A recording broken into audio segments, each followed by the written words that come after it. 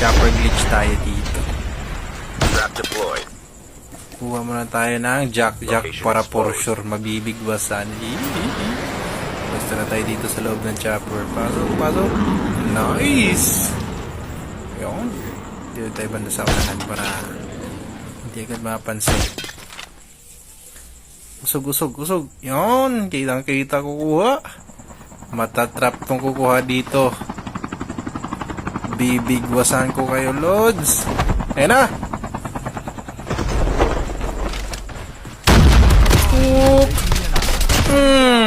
Surprise, guys. Gulat kayo, no? Hindi patay ang pwesto.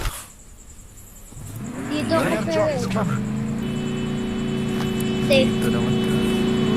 Swerte talaga.